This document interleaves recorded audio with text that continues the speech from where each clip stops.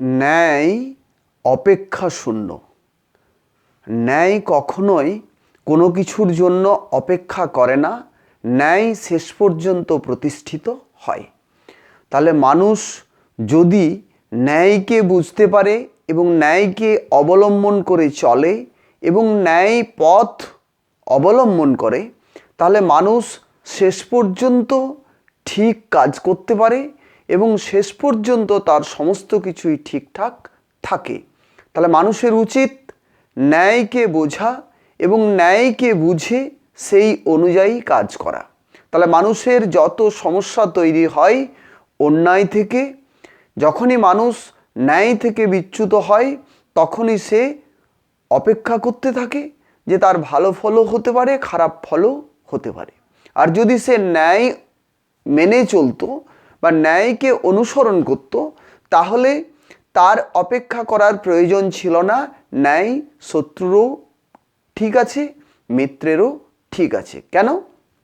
কারণ ন্যায় শত্রু মিত্র সবারই ভালো লাগা উচিত এবং সবাই মানতে বাধ্য। ন্যায় শেষ পর্যন্ত থেকে যায়, অন্যায় শেষ পর্যন্ত থাকে না। তাহলে সমস্ত কিছুর শেষে কি রয়েছে? ন্যায়।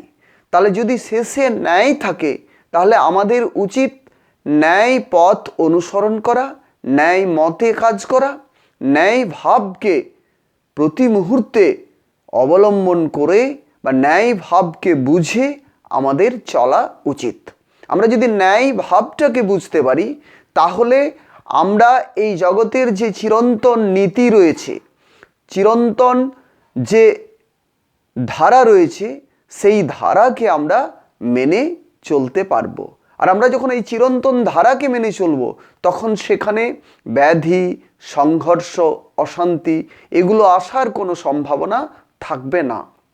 মানুষ ন্যায় থেকে বিচ্যুত হয়েছে বলেই মানুষ নিজের ক্ষতি, অন্যের ক্ষতি, সমাজের ক্ষতি, পরিবেশের ক্ষতি, সমস্ত ক্ষেত্রে ক্ষতি করে ফেলছে। এর একমাত্র কারণ হচ্ছে ন্যায় থেকে বিচ্যুতি। মানুষ যদি ন্যায়কে ধারণা ঠিক করতে পারে, তাহলে ন্যায়কে ঠিকমতো যদি বুঝে নেয়, তাহলে মানুষের আর কোনো অসুবিধা থাকে না।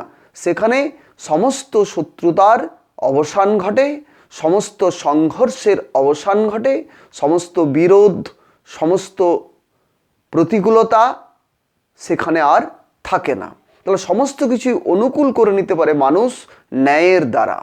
যদি মানুষ ন্যায় পথটা ঠিকভাবে বুঝতে পারে এবং সেই পথে যদি সে চলতে থাকে, সে নির্ভীক তার পথ চলা হবে, পক্ষপাত শূন্য পথ চলা হবে, অপেক্ষা শূন্য পথ চলা হবে।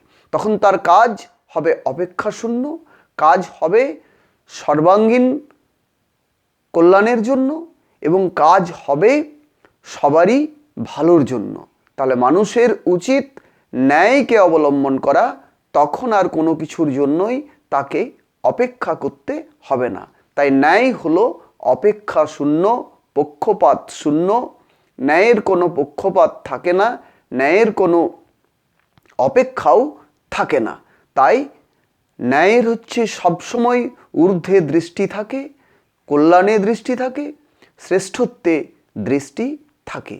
বা ন্যায়ের শেষে মানুষ শ্রেষ্ঠ বোধ লাভ করে, ন্যায়ের শেষে মানুষ গুণকে লাভ করতে পারে। তাই মানুষের উচিত ন্যায় অবলম্বন করে চলা।